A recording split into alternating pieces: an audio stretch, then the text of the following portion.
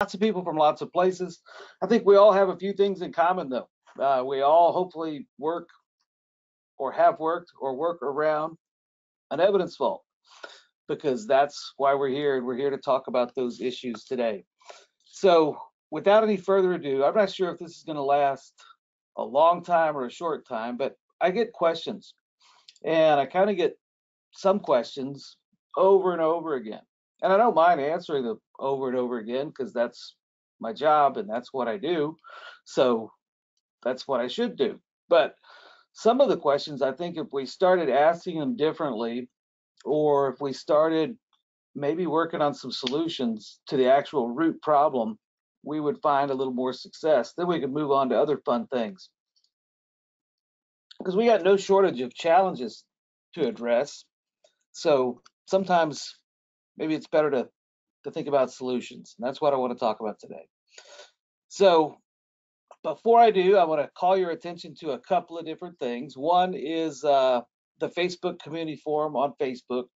I think we got over 1,000 people on that, and that's kind of a fun place to go get questions answered from people who might be around the block or around the country, but dealing with the same issues that you deal with on a regular basis. And I'm going to click the little mouse again. I also want to say hello to folks at Tracker Products. They have kept the lights on for us for now. This is our 4th season, and we're in our 5th year. So, through a global pandemic and lots of changes, Tracker's been there with me as a partner from the very beginning, and I'm very appreciative of that. And we're starting to add new partners. We're starting to get other companies kind of on board to help us with our mission of changing the culture of evidence management throughout the industry, and have a cool announcement that we will make next month. So not quite ready, but almost ready. And what that does is it helps us do more of what we do. And it also gives them the opportunity to talk to you about their stuff, which could also help you do what you do. So holler at the folks at Tracker.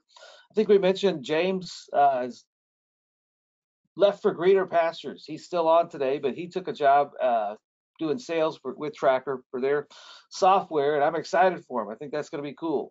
And since we work together, we'll still be hanging out, and he's still going to be an active and available resource, and he will help me do things that I still don't do very well. So go to our website, evidencemanagement.com. One of the things that I wanted to put on the website today, or not on the website, on the little handout thing, was kind of a position paper. If you were watching, or if you paid attention, or even if you don't know, we like to put resources on our website that people can use to do their jobs better. And a couple of months ago, we did an article and an episode on Take Back the Take Back. And that was basically making a case for ending drug take-back programs, or at least your unit's participation in a drug take-back program throughout the industry. I think that would be good for us if we stop doing things that we know aren't good uses of our time, especially when they violate practices that we know are important and useful. So I put a post down there, a PDF of an article that you could use to kind of help build your own case. We're developing one right now. I just don't have it finished and finally kind of all put together and have someone look at it, make sure I didn't spell any words or use any bad words. But we want to do the same thing with canine drug programs. As far as I'm concerned, they're both ancient practices that should go the way of antiquity, or dinosaurs, or any other thing that's extinct, like a kiwi bird. As long as they're gone, I don't really care how. But you can get on our website and you can find all those resources. They're available to you 24/7. Check us out at evidencemanagement.com. So this is the season 4 world premiere. And I mean, it's really just the 30th time we've done this. But today we're going to have a cage match. And I like the idea of a cage match because of the violence. But also, this is going to be virtual, and there will be no dogs involved. So if you were worried about that, or if you're tuning in from the SPCA or PETA or any other animal cruelty organization. I promise we are not going to have a live canine cage match this episode, but we are going to try to fight. And what we're going to fight for is to try to end canine drug training aid programs. And I'm talking specifically about canine training aids where you as the evidence custodian are required to check out your old, used up, stepped on dope from your evidence vault and give it to your canine folks so that they can go lose it in a playground with their dogs. That's what we're trying to end here today. And I did, one of the first things I got from was an email from Kara, and she's with Owasso County, Oklahoma, and her question was, I thought everybody just got their drugs from the feds. Well, Kara, I wish that were the case, but it's not. That you can get them there, and that's a great place to get them, but a lot of people use the drugs in their vault and check them out to their canine units as a routine practice. So if you're in Owasso, you don't even have to listen to this one because it doesn't apply to you. But it is a problem throughout the industry. So what are we talking about? We're going to do a quick experiment in the physics of time during this episode. I think that's going to be amazing. You should all stay tuned for that because it's, I think, an important event in human history. We're actually going to stop and suspend time for a moment. I'll show you how we've accomplished that. We'll do some more announcements about upcoming training, and then we'll get to our topic, and we'll talk about what we're going to do next on the evidence show. So I'm pretty pumped and excited. We've already done one of our training classes in Palm Springs. That was fun, and we did other fun stuff. The cool thing about doing training the way we're doing it now is a lot of these classes, the sponsors will kind of hold their own kind of excursions and invite people to go out. And that's what we did at Palm Springs. Never been there before, cool desert town, wonderful weather. And then it's like desert in the desert, which probably makes sense. But then like one little carriage ride away is a mountain with snow. So you go from the desert floor to the mountain in like 10 minutes. It's crazy. And it was really cool. So thanks, James. That was fun. And we'll do different things at different classes. You know, we're not going to do that every time, but sometimes that's fun. So as far as the physics of time, I maybe shouldn't have said anything because if nobody remembers, then I could have just glossed over it. But we had a huge cliffhanger in our season 3 ending. People were just writing and really curious about what was going to happen next. We said that we would announce our full training schedule and the winners of our grant recipients. And by the way, I want to go back, and I got an email from Lynn, who was one of our past drug recipients up in Oregon. And it was really cool. I didn't have time to put it in the presentation today because I was typing and I'm slow at typing. But basically, she was telling me the story of what one of our previous grants did for their agency and how they've now put that into effect and is working at their agency. So that was cool and fun. So I love doing this. It's kind of fun. But even though I love doing it, and it is kind of fun, we said that we would talk about it at our January episode, and we then didn't do the January episode. So we said we were going to do it. Well, we didn't. We had to skip it. That was due to the laws of physics, space and time. So I would say we didn't actually fail. We were just pre-successful, which is another way of saying we failed. Now we will do that. We will make good on it. We will announce all those things, but not today. So stay tuned. Maybe that's our next cliffhanger. So that being said, let's talk about what we're doing this year, where you can find us live and in person. And we're getting some kind of fun stuff put on the calendar. I love evidence conferences. I think their state association evidence conferences are fun. I was on our state board in Texas, enjoyed that for my time there, but we're going to be visiting some of them this year. We'll be at CAPE here coming up in April, and we'll actually be doing a presentation or do one of the training classes there at CAPE. Looking forward to that because it's in Orange County, California, and weather's always beautiful. So maybe not today, but usually. And I think it will be in April. So we're excited to go to CAPE, hang out with them and talk to folks that we've met across the state of California, and go to Bob Marriott's Fly Shop. in Orange County there. So nothing but good things. We'll also be doing a presentation at the PEEF conference in May of 2023, and that one's on Daytona Beach. So there is literally no downside to that whatsoever. Fun conference, fun people to hang out with, fun stuff to talk about, and it's on a beach. So I think everyone should have their conference on a beach, always. Even if you're in Oklahoma and have no beach, you should have your conference somewhere near a beach. It's a great idea. We'll also be doing something a little bit different with our 2-day training class and a couple of state conferences. The New Mexico Property Evidence Technicians Association, we're going to actually do our 2-day training class in conjunction with their conference this year. So we're looking forward to that. That'll be fun. Already making plans for that.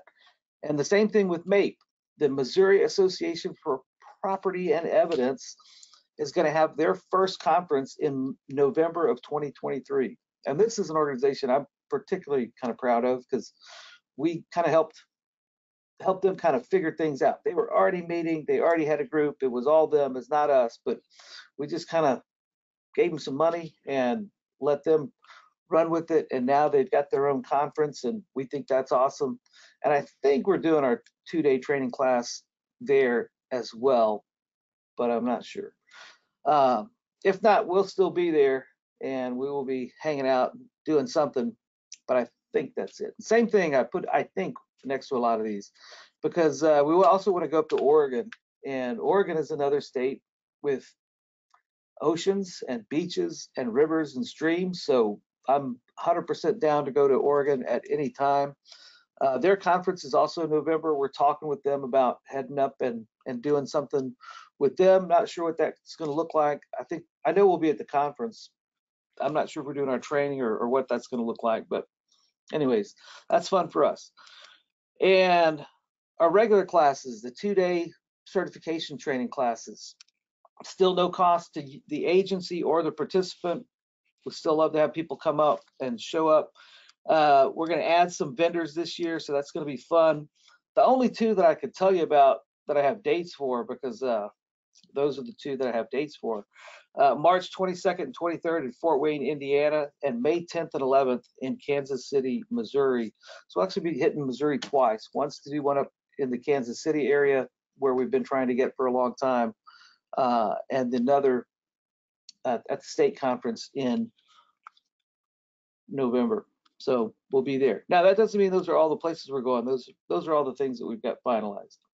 It takes a lot to finalize a class. And I say that because we haven't finalized all of our classes. So we're going to be going to Greeley, Colorado, also near rivers and streams, a beautiful place. We'll probably be there in July or August. We still have to go somewhere in Florida. Don't have any of that nailed down, hopefully near an ocean.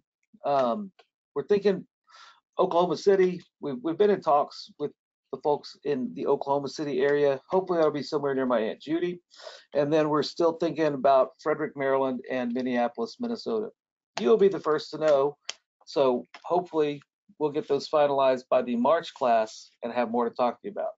So I've been talking for a little bit. It's time to stop talking and get to the show. So the question is, this is the question that's posed to me rather often. What is the best practice for handling checking out narcotics for use as a canine training aid? And I always kind of hesitate when I get this question, because the correct answer is simple. Don't do it. It's a bad practice. You can't put bad practices into best practices. And I'd like to make a case for why I believe that this is a bad practice. And we will flesh that out here as well. But the short answer is don't do it. You can't make a best practice for a bad idea. It simply doesn't work. Now, there are things that you can do to mitigate your risks when you electively and knowingly choose to execute that bad idea. There are things that you can do to protect yourself from the liability that you will certainly incur as a result of being required to do that.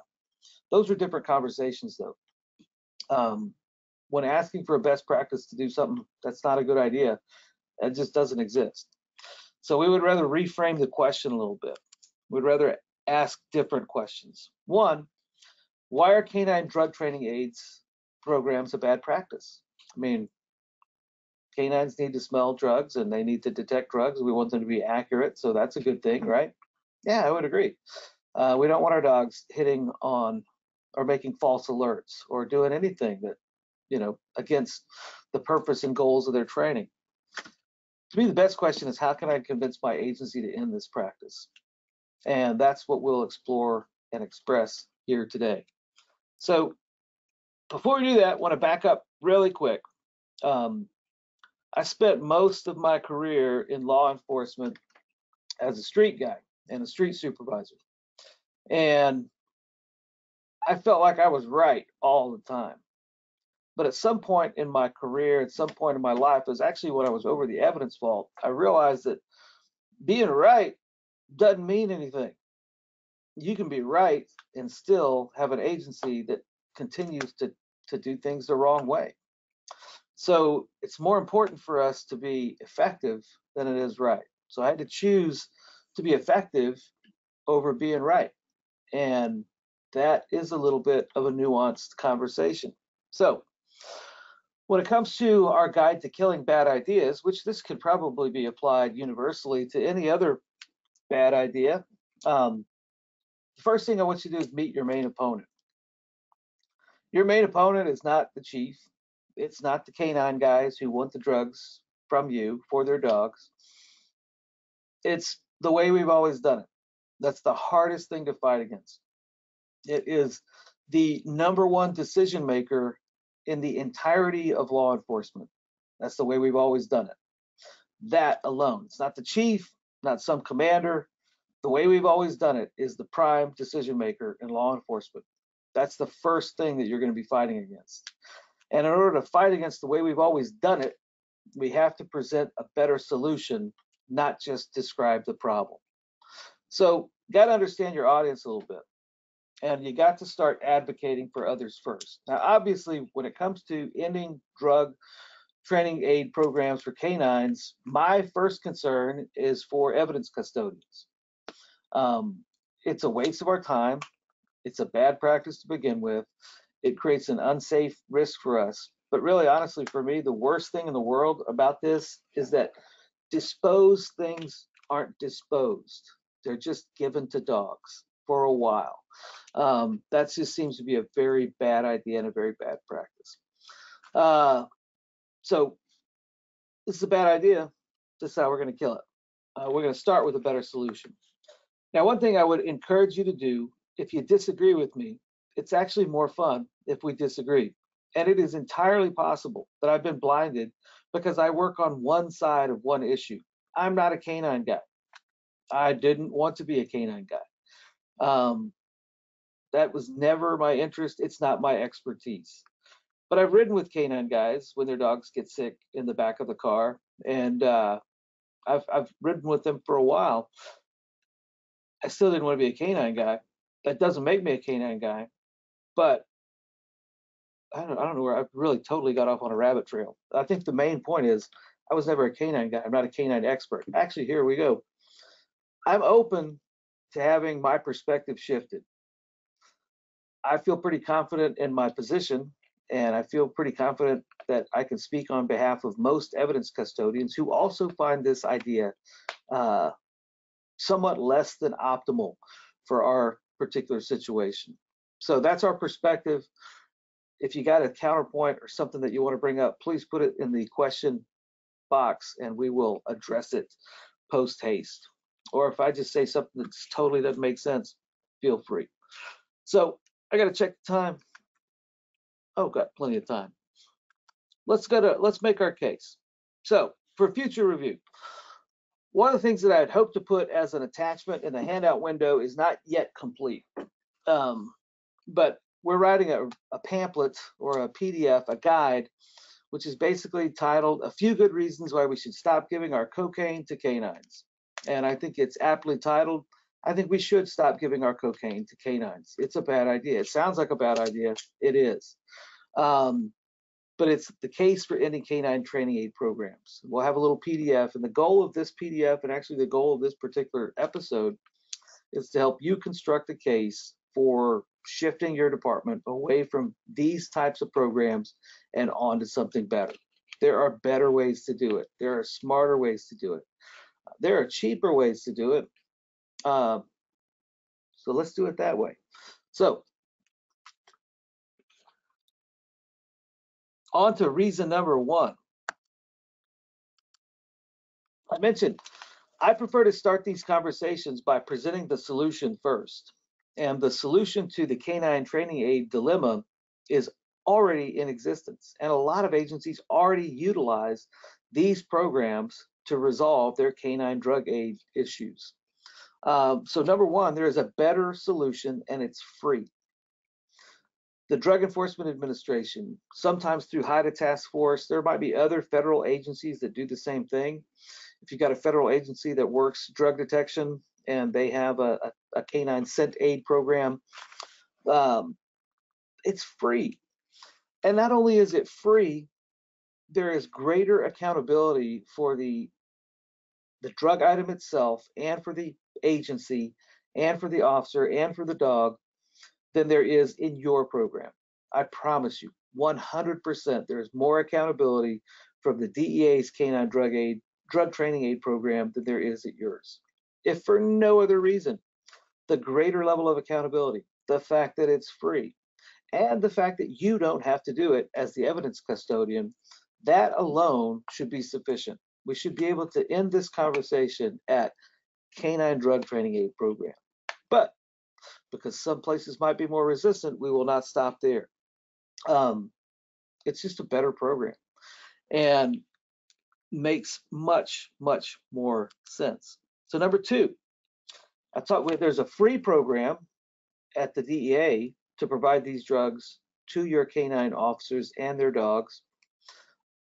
There is also a canine safe alternative out there.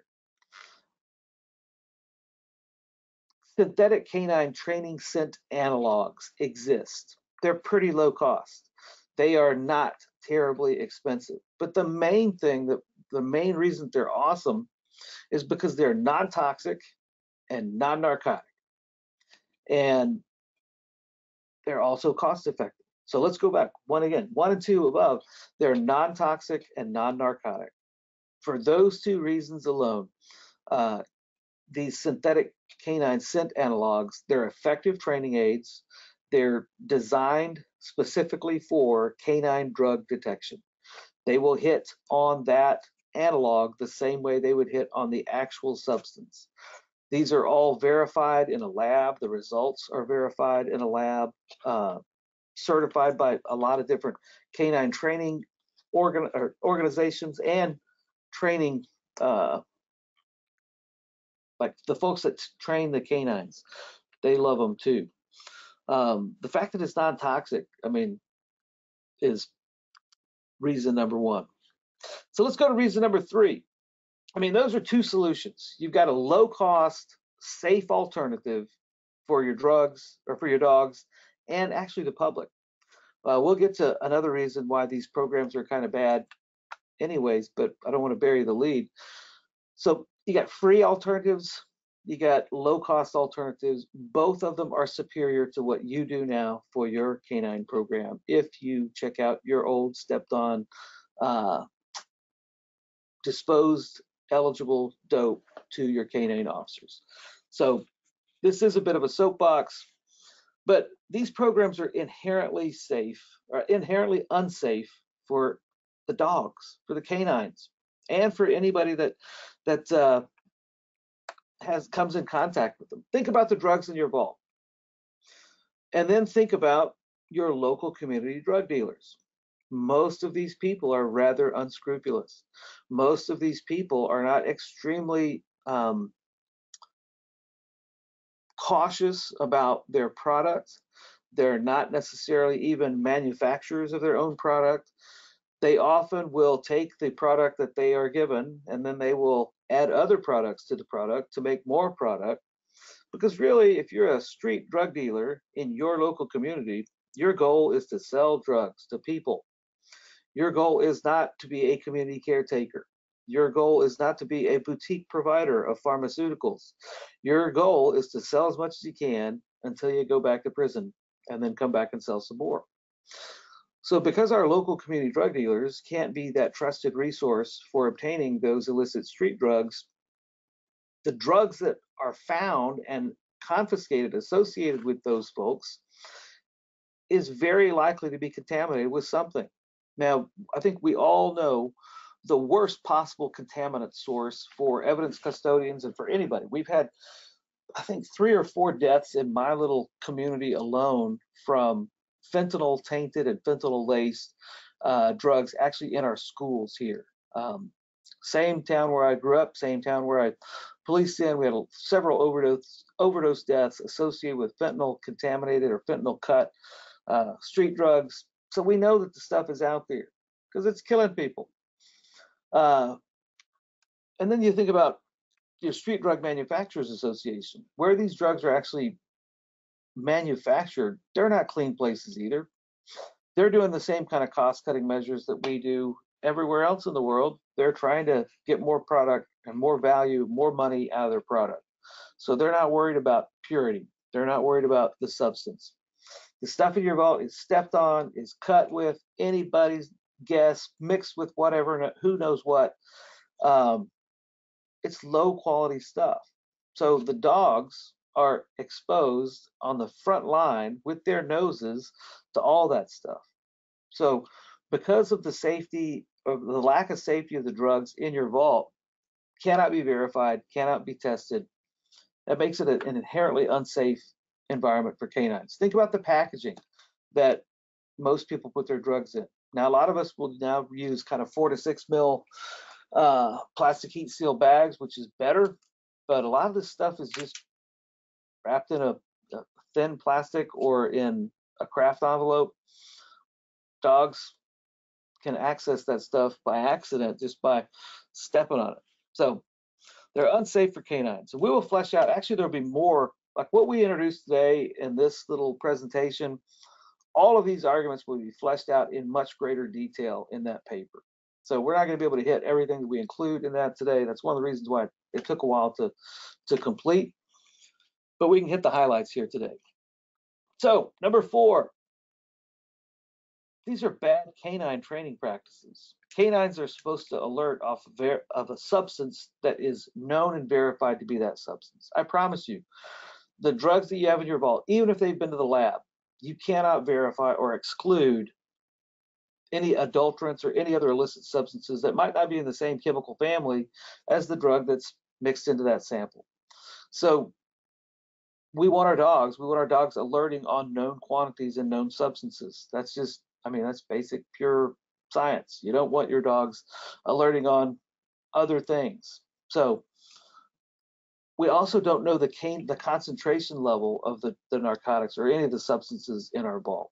And we need to kind of, because we can't verify the quality of the substances that come from our vaults, or the quantity of the concentration of those substances, we have no idea if a dog is making a bad hit, a wrong hit, or if there's just simply not enough molecules in that space getting out into the air to alert on that item.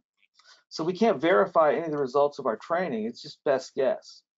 That's not a good practice. You want to have something that any dog that is trained to alert on will alert on that substance under those conditions. You want consistency. And when you got inconsistent samples, you're going to get inconsistent results that aren't necessarily indicative of a dog's success or failure. It's more indicative of the crap you're putting in front of them and how you're putting it out there for them. Hopefully that makes sense. It's hard to get feedback. If it doesn't, I'll just keep jamming or yammering on and talk, and then we'll come back. So number 5, and I misspelled fundamental there, and I realize that now, and as a recovering English teacher, that hurts a lot. So please do not bring that up. I see the error. I made it only moments ago. I will correct it. I know how to spell fundamental. So there are a lot of evidence practices that are violated through a drug take-back program. but the one I want to hit on, the only one I want to hit on today, maybe two, is disposition. When we dispose of something, it needs to be gone. That's it. That's really all we have to say. Now, we shouldn't use active case evidence for canine training aids. I think we could all universally agree on that. So it's only going to be case evidence that's eligible for disposal. Why would we keep things around that are eligible for disposal? And why would we dispose of it by giving it to a dog to keep it around for a couple of years when we could get rid of it forever? Especially when there are better alternatives and better for the dogs. Plus, dogs do not have opposable thumbs. They cannot sign the release forms. So for no other reason, I think we know that people need to sign out their evidence. We know we need to verify who takes custody control of those items. While they're gone, dogs can't sign for them. Their little paws, they can't manipulate pins. That's just one more good reason not to do it. Now here's another dilemma, number 6. Many agencies, and as we're going across the country, I'm seeing a lot more agencies package their narcotics in big, thick, 4 to 6 mil plastic heat seal tubes. And these big, thick plastic heat seal tubes are really, really good at protecting the people on the outside of the package from the substance inside the package. And that's what we want. It's great. But, and this I don't have verified, I haven't talked to any canine people about this, but as we begin to find better materials for packaging these items, provided that there's not a molecule or two somewhere hanging around on the outside of this package, but I would be very curious to see if a dog can alert through a 6 mil heat sealed plastic tube from narcotics inside. Because if the substance inside can't slightly particleize out and make an odor, those volatile organic compounds can't escape the confines of the plastic tube. There ain't nothing to alert on. So the only workaround around that is to actually somehow take that item out of its safe package and put it in an inherently less safe package so that the dogs can alert on it. Or by taking a fork and poking holes in that bag, which also makes it more unsafe. So the only way to make safe packaging useful as a canine training aid is to render it fundamentally unsafe.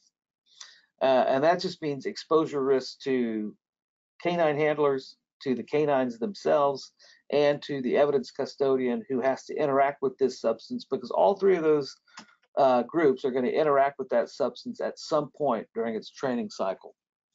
So better packaging alone is probably going to give us sufficient reason to discontinue canine training aids in the future.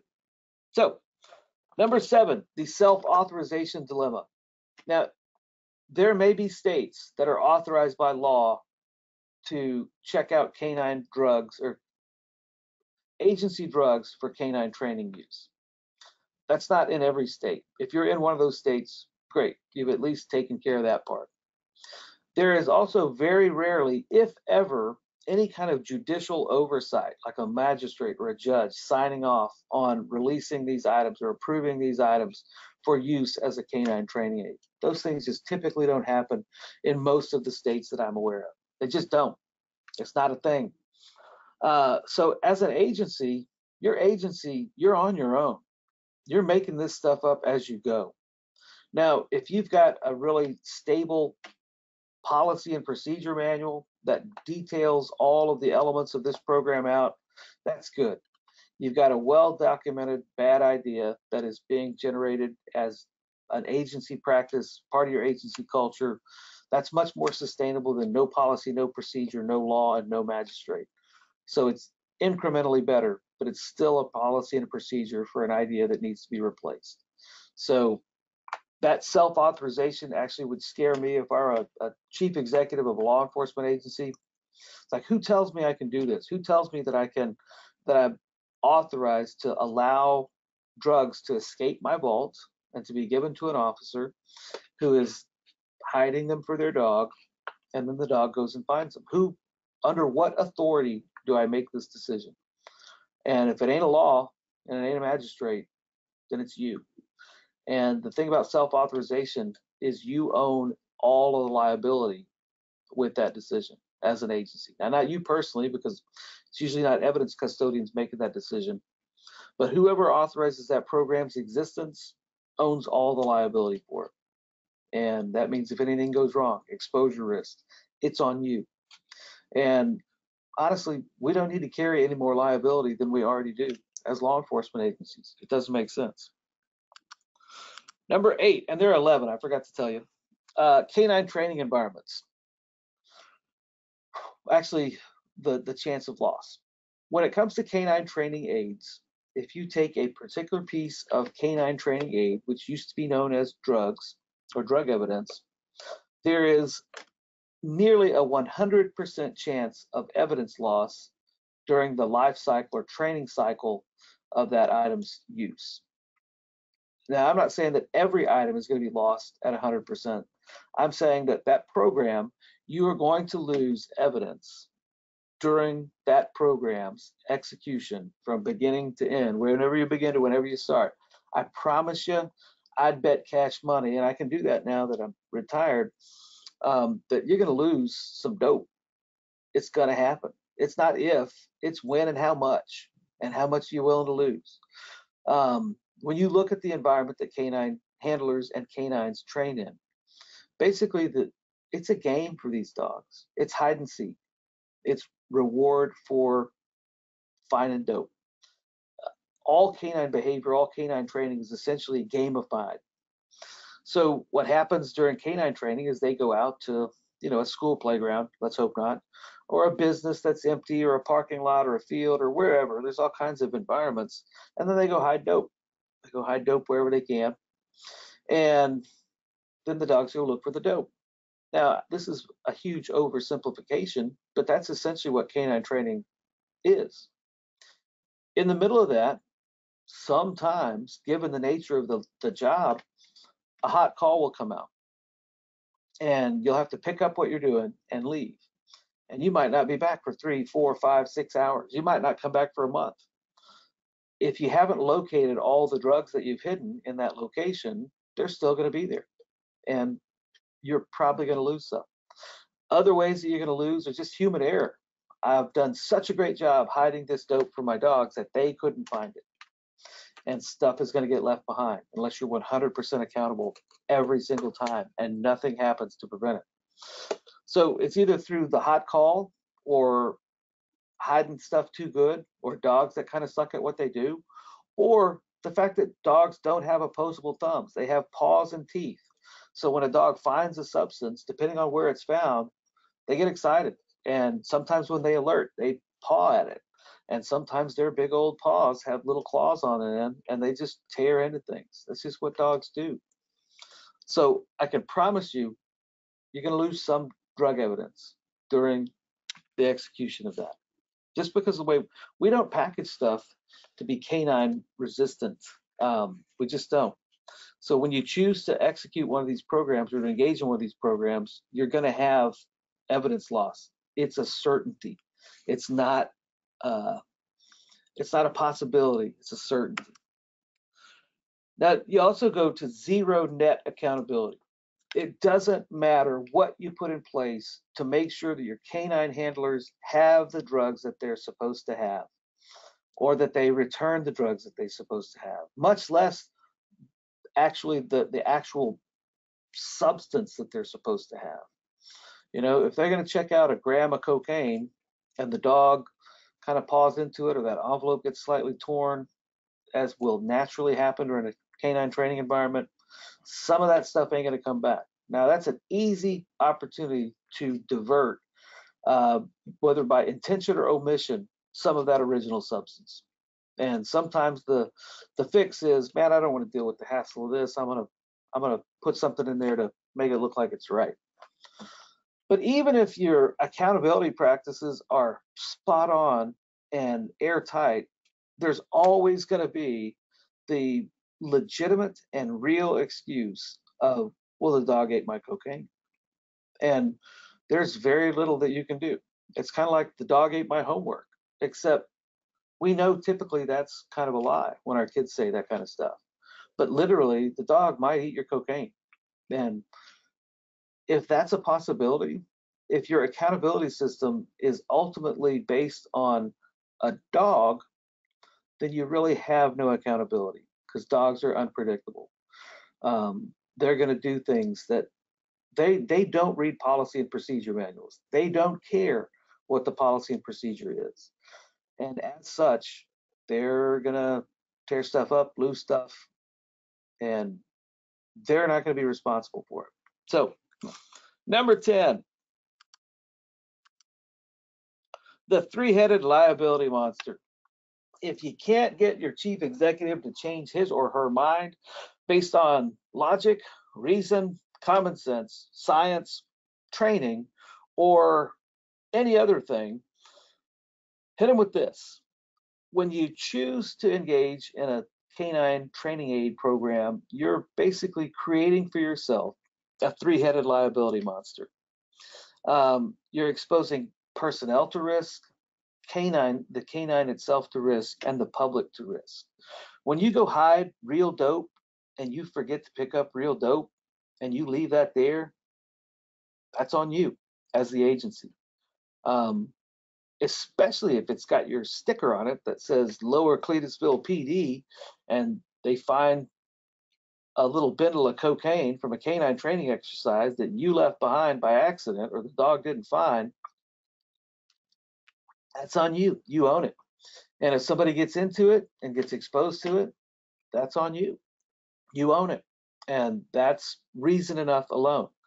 Not to mention the risk we've already talked about to your personnel, whether they're evidence custodians or canine handlers, or the canines, which we've already discussed.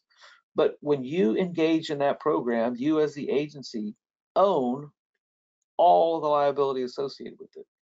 You knew there were risks. You knew that there was zero oversight over the program, essentially zero outside oversight. And you know that there is low accountability or low actual accountability. So if something happens, that's kind of like the perfect storm for a lawsuit and for owning all that liability. And if you're comfortable with the risk, God bless you, go for it.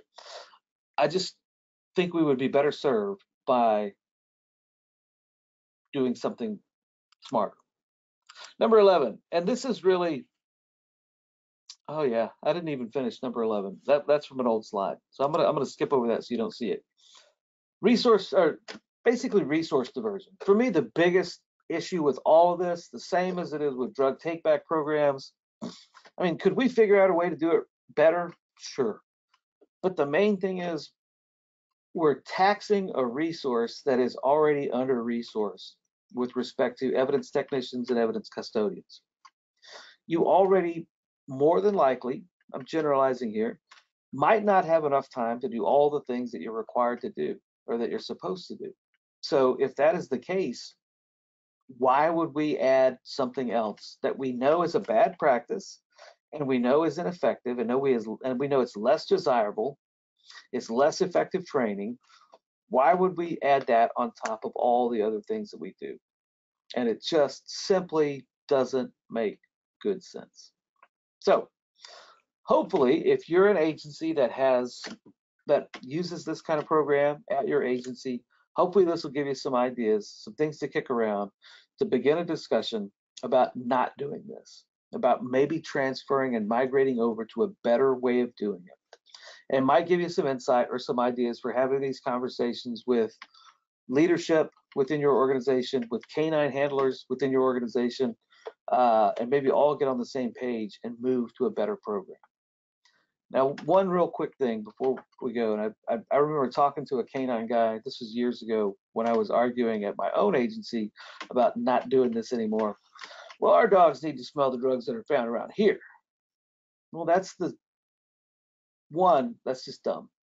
And the drugs that are around here, cocaine is cocaine is cocaine.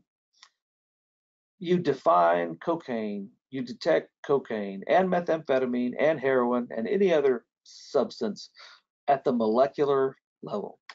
The molecules that they're hitting on, the cocainicals or the methicals that they're hitting on are the same compound that they should be alerting on, regardless of whether it's in Lower Cletusville or Nome, Alaska, or all parts in between. It's the same thing. So if you've got a great argument in support of canine drug training programs, I would love to hear it. Not just to find a way to tear it down. That's not what I'm about. It's a little bit about what, yeah, that's what I would try to do. But I at least want to hear it, because if there is a really legitimate reason for having these programs, if that's a legitimate function of law enforcement, then we need to do a lot better job at making these safer for our officers, safer for our evidence custodians, safer for our canines, because right now it's a trash bag of a problem, and it's just waiting to become a problem at your agency if we continue to do so. So if you have questions, I don't see any. Doesn't look like we had any there. I'll keep looking. If you have questions, if you're still around, or maybe if this is like one tree falling in the forest, we don't. But if you have questions and I happen to click the off button before the end, reach out and email me. Love to talk to you about this. Would love to think through this a little bit further. And as soon as we finish up the that document, we'll send you a notification, or we'll put it on our website. So be looking for that. Hopefully it'll be of use to you. We'll take all those reasons and we'll flesh them out even further in greater detail and provide some specificity, so you can hopefully use that back at your agency. So next time on the Evidence Show will be March 23, 2023. 3/23/23. 3/23/2023 at 2. So that's a lot of 2s and 3s and 0s. But March 23rd, 2 p.m. Hope to see you there. Please come back. And our next couple of dates, the 23rd of March, April 20th, May 18th. Hold these dates loosely, but do plan on attending. We might have to change some of the dates and details. Here's a question. Okay, and this is a great question that I'll have to admit a little bit of ignorance on. The question was like the quantity. How much dope does the DEA give you? Now, here's the beautiful thing about this answer. You as the evidence custodian, none. You're completely out of the loop. You're not involved in the canine training aid program. It's not an evidence function. That's really my favorite feature of the program to begin with, is it doesn't involve us. I know that the canine drug training program, just from experience with friends and associates who are canine handlers, they give you a sufficient variety of substances and a sufficient quantity to test and to use, like lots of little cotton balls, and I'm not sure exactly how it works. So I don't know the quantity, but I do know that they'll give you plenty to execute your drug training program. And if you need more, there will be a process for obtaining more. So I can't give you the list of all the scents that they are currently got out there, but I can tell you that enough. So I wish I could answer more specifically, but thank you for the question. I actually love the questions because it means somebody's still out there. Have a great week, or have a great month. Come see us in Indiana. Also, hopefully in Indiana, we'll start maybe a evidence association out there this year. I know that we've had some folks kind of interested in that area, so that would be cool. Oh yeah, there we go. Stephen, smart guy. He's able to do things that I'm not able to do, which is check a calendar and a date. So the March 23rd episode will probably be changed, because I think that is when we will be in Fort Wayne. And it will be very difficult for me to sit here in my office near Dallas, Texas, and in a training class in Fort Wayne, Indiana, and do the same thing at the same time. That's where we're going to stop trying to bend the laws of physics. So thank you, Stephen. That date will change because we'll be in Indiana. So we did that just to see if you're paying attention. That was official. I appreciate that. Have a great week. Have a great month. We'll see you next time. Hopefully we'll see you in Indiana or one of these association things, or stuff. Boy, more stuff. Yep, CJ is also, yep, everyone has really figured out that the date is wrong. And I do appreciate that because that's annoying. Not that you pointed it out, knowing that I knew I had a class on this date and I put that date there. So that's on me, continuing to bend the laws of physics and time.